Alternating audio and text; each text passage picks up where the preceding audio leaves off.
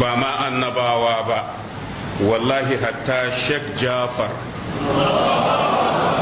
ba a kashe shi ba sai da ya gama ma Allah aikinsa. Hakanan Malam Albani ba a kashe shi ba sai da ya gama aikin da yake ma Allah. Kafin su gama ba ka iya taba su. Shine abinda Allah tabaraka wa ta'ala yake faɗa wa anjayna alladhina amanu wa kanu yattaqun.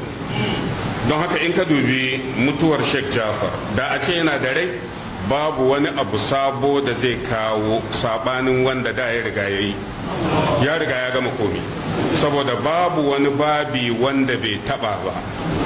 Haka in ka dubi Albani shi ma kafin rasuwarsa ya yi kokari kusan duka babukan musulunci ya gama taba su.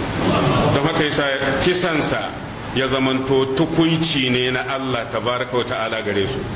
Wato Allah madaukaki ya baka kariya a lokacin da kake isar da sakonsa, bayan ka gama sai ya ma tukuici da mutuwar shahada.